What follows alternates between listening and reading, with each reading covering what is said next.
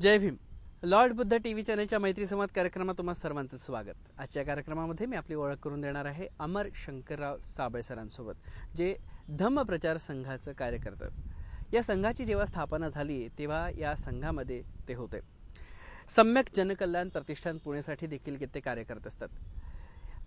जी बाबासाहेबांना अपेक्षित धम्म चळवळ आहे ती कशी होती आणि नेमके या चळवळीबद्दल त्यांना काय वाटतं हे आपण त्यांच्याकडनं जाणून घेऊया. सर, जय भीम. जय भीम. सर, सर्वात पहिला प्रश्न मला असा विचारायचा वाटतो की धम्म प्रचार संघाचे आपण एक सेवक आहात. आजची जी धम्म चळवळ आहे त्याबद्दल आपल्याला काय वाटतं? धम्म प्रचार संघाने लोकांमध्ये धम्माविषयी जागृती निर्माण झालेली आहे, ही एक अत्यंत आनंददायी बाब आहे. परंतु परमपूज्य डॉक्टर बाबासाहेब आंबेडकरांना अपेक्षित असणारी धम्म चळवळ आजही निर्माण झालेली नाही. कारण परमपूज्य डॉक्टर बाबासाहेब आंबेडकरांनी असं सांगितलं होतं की हा देश बौद्धमय करीन. ह्याचा अर्थ असा की या देशातल्या कानाकोपरापर्यंत तथागत भगवान गौतम बुद्धांचे विचार हे त्यांना पोचवायचे होते. परंतु आज या धम्म चळवळीची दिशा आणि दशा पाहिल्यानंतर परमपूज्य डॉक्टर बाबासाहेब आंबेडकरांना अपेक्षित असणारे धम्म चळवळ आजही तेवढी सक्रिय आणि गतिमान आहे असं वाटत नाही. याच्या संदर्भामध्ये खरं तर या समाजाचं आणि भगवान गौतम बुद्धांच्या विचाराचं चिंतन करणाऱ्या समाज धोरणांनी चिंतन केलं पाहिजे. दुर्दैवाने परमपूज्य डॉक्टर बाबासाहेब आंबेडकरांनी जी खंत व्यक्त केली होती, या समाजामध्ये परिवर्तन झालं, शिक्षणाचं प्रमाण वाढलं, आर्थिक सुबत्ता काही प्रमाणामध्ये आली, परंतु बाबासाहेब आंबेडकरांनी जी खंत व्यक्त केली होती त्यावेळेस ती खंत आजही तशीच खंत व्यक्त करण्यासारखी परिस्थिती आहे. पढे लिखे लोगों ने मुझे दगा दिया, ही बाबासाहेब आंबेडकरांची जी खंत होती ती आजही तशीच आहे. आणि परमपूज्य डॉक्टर बाबासाहेब आंबेडकरांच्या परिवर्तनाच्या विचारामुळे, आरक्षणामुळे, शिक्षणामुळे जरी समाज काही अंशी शिक्षित झाला, सुशिक्षित झाला, आर्थिक साधने त्यांच्याजवळ निर्माण जरी झाली, तरी धम्माच्या चळवळीला जेवढ्या प्रमाणामध्ये त्यांनी वाहून घ्यायला पाहिजे होतं आणि बाबासाहेबांचं जे काम आहे ते पुढे नेण्याचा जो प्रयत्न करायला पाहिजे तो तेवढा प्रयत्न होताना दिसत नाही. ही फार मोठी खंत आहे. सध्या वरवर जरी या चळवळीमध्ये सर्व सहभागी होताना दिसत असले तरी मनानं होताना दिसत नाही. यामागे नेमकं काय कारण आहे? झालं काय की परमपूज्य डॉक्टर बाबासाहेब आंबेडकरांनी तथागत भगवान गौतम बुद्धाचा धम्म स्वीकारला. धम्म स्वीकारला ह्याचा अर्थ असा की परमेश्वरी रूप नाकारलं. कारण भगवान गौतम बुद्धांनी ईश्वर नाकारला, परमेश्वर नाकारला. तोच परमपूज्य डॉक्टर बाबासाहेब आंबेडकरांनी परमेश्वर नाकारून तथागत भगवान गौतम बुद्धाच्या आश्रयाला गेले. परंतु परमपूज्य डॉक्टर बाबासाहेब आंबेडकरांनाच त्यांच्या अनुयायांनी देव बनवून टाकलं आणि त्यांना त्यांचे देव्हारे निर्माण केले. आणि भगवान गौतम बुद्धाचा धम्म आणि बाबासाहेब आंबेडकरांचे ज्वलंत विचार याच्या तळाशी मुळाशी न जाता वरवरचा विचार करत गेले. आणि म्हणून फक्त वरवरच्या स्तरावर आपण धम्म राबवण्याचा प्रयत्न करताना आपण दिसत आहोत. बाबासाहेब आंबेडकरांना जे अभिप्रेत होतं की धम्म हा अनुभूतीचा विषय आहे, हा केवळ बौद्धिक स्तरावरचा आणि प्रवचनाचा विषय नाही. धम्म अनुभूतीच्या स्तरावर समजून घेणं, प्रज्ञाशील, करुणा, मैत्री आणि निर्वाण याच्या आधारे धम्म समजून घेणं, तो मानवी जीवनामध्ये त्याची अनुभूतीच्या स्तरावर तो स्वीकारणं, मग तो आपल्या कुटुंबामध्ये स्वीकारणं, आपल्या समाजामध्ये स्वीकारणं, आपले व्यवहार नीतिमान ठेवणं, मनामध्ये करुणा निर्माण ठेवणं, अशा माध्यमातून धम्म स्वतःच्या आचरणातून, स्वतःच्या व्यवहारातून समाजापुढे आला तर तो धम्म लोकांपर्यंत व्यवस्थित जाऊ शकतो, गतीने जाऊ शकतो. परंतु हे होऊ न शकण्यामुळे आणि त्याची रचना परमपूज्य डॉक्टर बाबासाहेब आंबेडकरांच्या महापरिनिर्वाणानंतर बाबासाहेबांच्या अनुयायांनी ज्या गांभीर्याने, ज्या धार्मिक संस्काराने, ज्या संघटितपणे करणे गरजेचं होतं ते झालं नाही. परमपूज्य डॉक्टर बाबासाहेब आंबेडकरांनी धम्माची चळवळ पुढे नेण्यासाठी भारतीय बौद्ध महासभेची स्थापना केली. शिक्षणाच्या माध्यमातून समाज संस्कारित झाला पाहिजे म्हणून शैक्षणिक संस्था निर्माण केल्या. परंतु त्याचं अनुकरण संपूर्ण समाजात होणं गरजेचं होतं.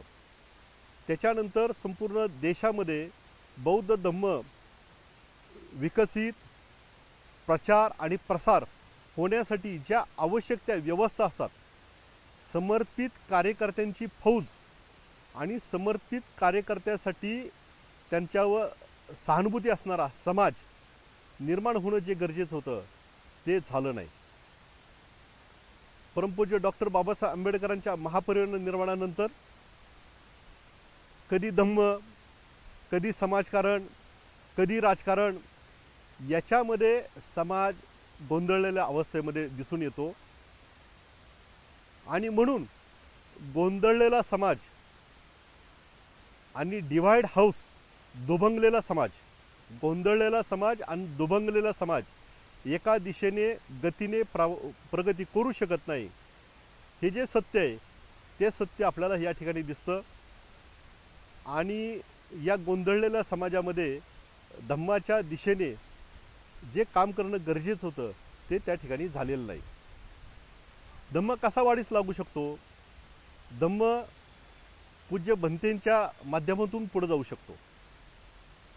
त्यामुळं पूज्य भंतेंची आवश्यक असणारी संख्या, त्याच्यासाठी आवश्यक असणाऱ्या व्यवस्था, त्याच्यासाठी असणारं धम्माचं, प्रवचनाचं, संस्काराचं नियोजन आणि त्याला साथ देणारा समाज हा जर निर्माण झाला तर हा धम्म अधिक गतीने जाऊ शकतो. आज गावामध्ये, शहरामध्ये समाज मंदिरे दिसतात, बुद्ध विहार दिसतात, परंतु पूज्य भंतेंच्या माध्यमातून जो धम्म, बुद्धविहाराच्या बाहेर असणारा समाज आणि समाजाच्या बाहेर असणारा इतर समाजामध्ये सुद्धा या धम्मविषयी एक विचारांचं आदान प्रदान करण्याची एक व्यवस्था ही असायला पाहिजे होती. परंतु तशी व्यवस्था आजही उभारली गेली नाही. जर गावागावातील बुद्धविहार आणि त्यामध्ये धम्म विचारासाठी कटिबद्ध असणारे पूज्य भंतेजी यांची जर अवस्था आणि त्यांची व्यवस्था जर आपण पाहिली तर ती अत्यंत दुःखकारक आहे. त्यामुळे हा विचार प्रसारित होणार कसा? हा विचार प्रचारित आणि प्रसारित होण्यासाठी जे शिकले सवरलेले लोक आहेत त्यांनी संघटित होऊन त्याचं चिंतन केलं पाहिजे आणि त्याच्यासाठी आवश्यक असणाऱ्या व्यवस्था उभ्या केल्या पाहिजे. धम्मदीक्षेनंतर 2 महिन्यातच बाबासाहेबांचं परिनिर्वाण झालं आणि त्यामुळं कदाचित हा धम्म पूर्णपणे रुजला नाही, हेही त्यामागचं एक कारण असू शकतं का? हो, बरोबर आहे. परंतु मानवी जीवनामध्ये प्रत्येक मानवाचं एक नैसर्गिक आयुष्यमान ठरलेलं आहे. परमपूज्य डॉक्टर बाबासाहेब आंबेडकरांनी त्यांच्या जीवित कार्यामध्ये अनेक मोठी कामं केलेली आहेत. संपूर्ण देशाने, जगाने सलाम करावा अशी मोठी कामं केलेली आहेत. परंतु त्या सर्व कामामध्ये सर्व समाजाला पुढे घेऊन जाणारा जो धम्म आहे ना, तो अत्यंत लाख मोलाचा आहे. परमपूज्य डॉक्टर बाबासाहेब आंबेडकरांनी धम्माचा दिवा आपल्या हातामध्ये दिलेला आहे. परंतु तो दिवा, तो विचारांचा वारसा पुढे नेण्याची जबाबदारी आपल्या सर्वांची आहे. बाबासाहेबांनी दिलं आणि बाबासाहेबांचं महापरिनिर्वाण झालं, त्याच्यानंतर बाबासाहेबांचा देव्हारा निर्माण केला, आपलं काम संपलं असं होत नाही. त्याच्यानंतर ते पुढच्या पिढीचं काम आहे आणि हे पुढच्या पिढीनं काम केलं पाहिजे. तथागत भगवान गौतम बुद्धांचं महानिर्वाण झाल्यानंतर शेकडो वर्षानंतर सुद्धा असे काही पूज्य भंतेजी, असे काही राजे, असे काही सेवक पुढे आले आणि त्यांनी शेकडो वर्षानंतर भगवान गौतम बुद्धाचा धम्म पुढे नेण्याचा प्रयत्न केला. मग बाबासाहेब आंबेडकरांच्या महापरिनिर्वाणानंतर बाबासाहेबांचा विचार आणि भगवान गौतम बुद्धाचा धम्मांचा विचार पुढे नेणं हे आपल्या सर्वांचं कर्तव्य आहे. आणि ह्या कर्तव्यासाठी कटिबद्ध राहून ह्या समाजातील सर्व समाज धुरीणांनी एकत्र आलं पाहिजे. मतांतर असू शकतात. भगवान गौतम बुद्धाच्या काळात सुद्धा संगीनी भरत होत्या. त्या संगीतीमध्ये विचारांचं आदान प्रदान होऊन आपण तो धम्म पुढे नेण्याच्या दृष्टिकोनातून प्रयत्न केलेला आहे. अशा संगीती भरणं आणि त्या माध्यमातून धम्माचा विचार पुढे नेणं हे फार गरजेचं आहे.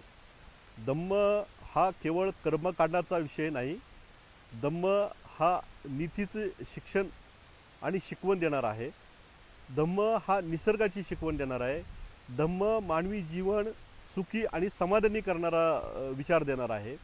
या धम्मामध्ये दुःख समजून घेतलेलं आहे आणि या धम्मामध्ये दुःख निवारण करण्याच्या उपाय सुचवलेले आहेत.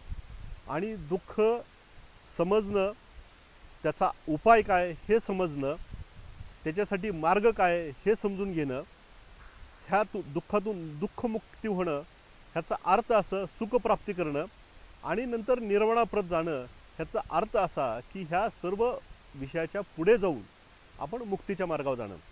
असा धम्म जो आहे तो केवळ देवाची देवपूजा करणं, मंदिरात जाणं, नमस्कार करणं, नवस फेडणं, बकरं कापणं, कोंबडी कापणं ह्याच्या भोवती हा धम्म नाही. तर हा धम्म जो आहे तो पूर्ण मानवी जीवनाचं दुःखातून बाजूला काढणं, त्याला सुख प्राप्त करणं अशाशी संबंधित असा हा धम्म आहे. आणि हा धम्म लोकांपर्यंत पोचवणं म्हणजे सर्व समाज सुखी करणं.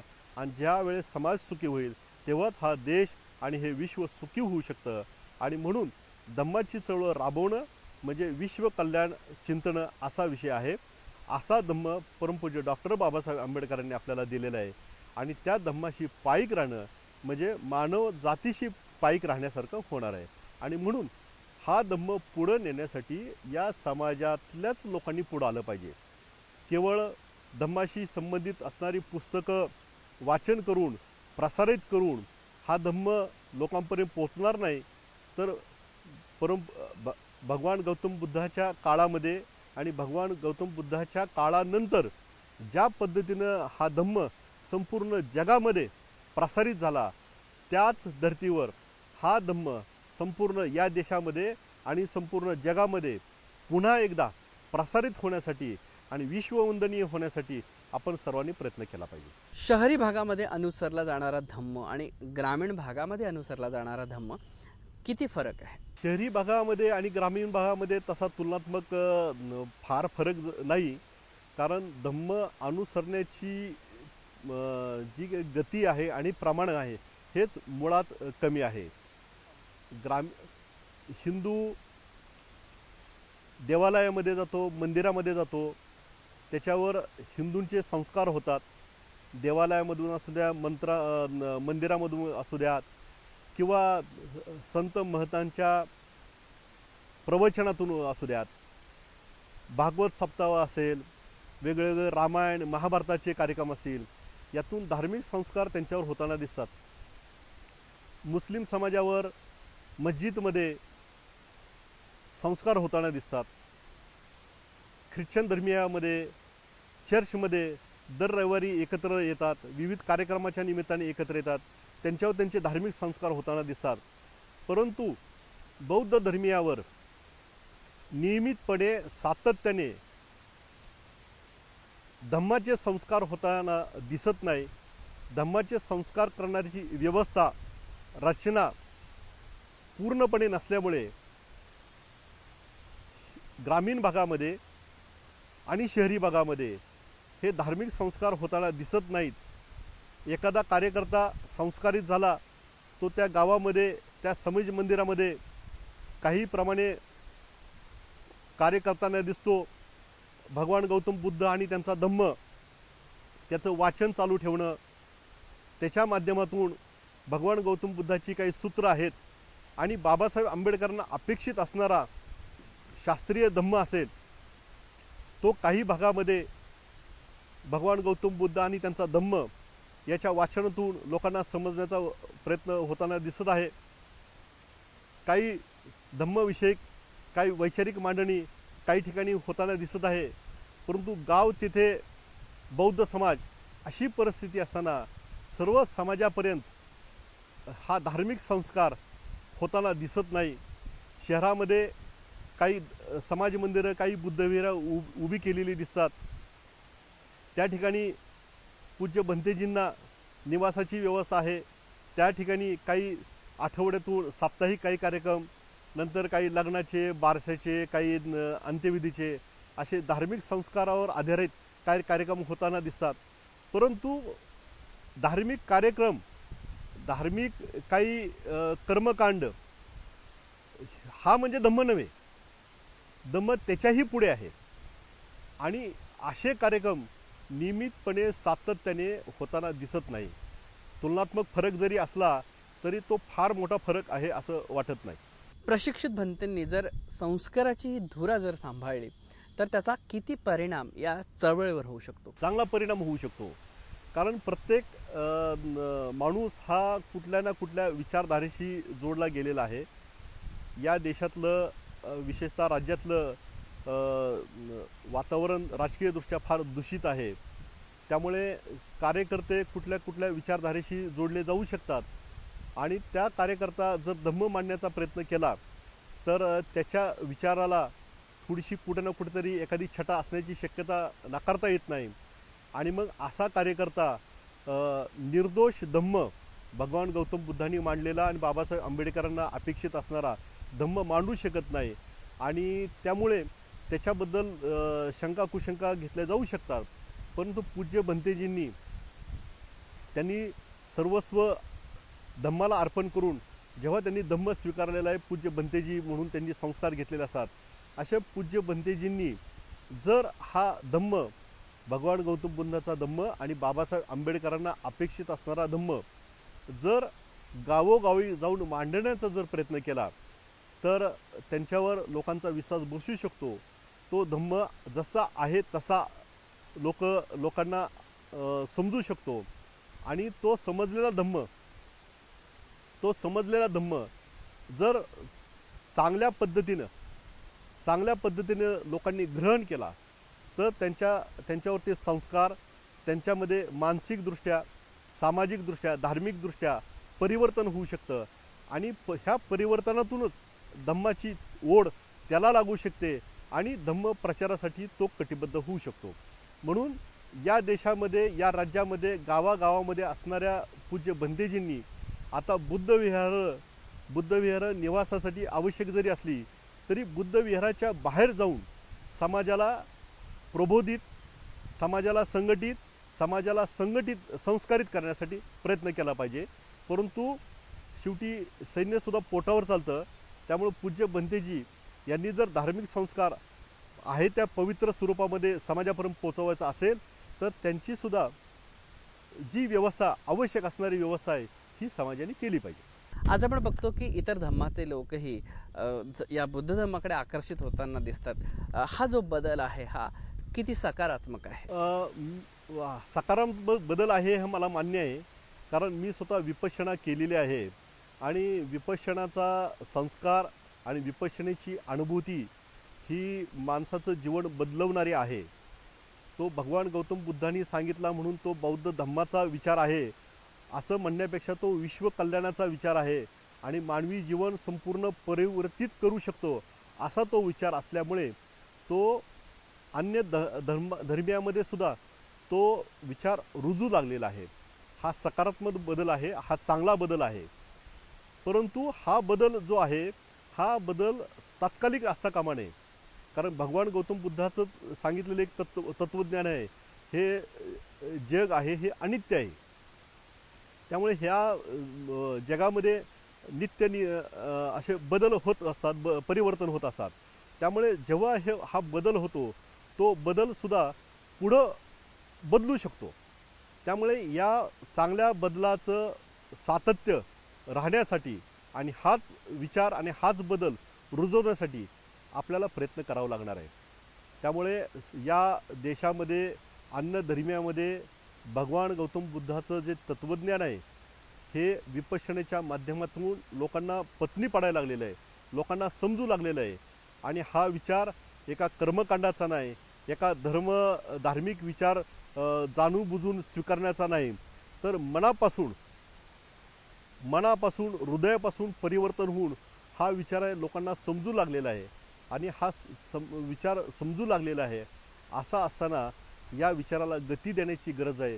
मला एक थोडीशी माझ्या मनामध्ये एक भीती निर्माण झालेली आहे की विपश्यनेच्या माध्यमातून किंवा भगवान गौतम बुद्धाच्या पवित्र विचारांनी प्रभावित होऊन जो वर्ग अन्यधर्मीय जो तयार होऊ लागलेला आहे, तो भगवान गौतम बुद्धाच्या धम्माच्या विचाराने प्रभावित झालेला अन्य धर्मियांचा एक वर्ग आणि परमपूज्य बाबासाहेब आंबेडकरांच्या विचाराने प्रभावित होऊन ज्यांनी धम्म स्वीकारला असा एक वर्ग, याच्यामध्ये अंतर निर्माण होऊ नये.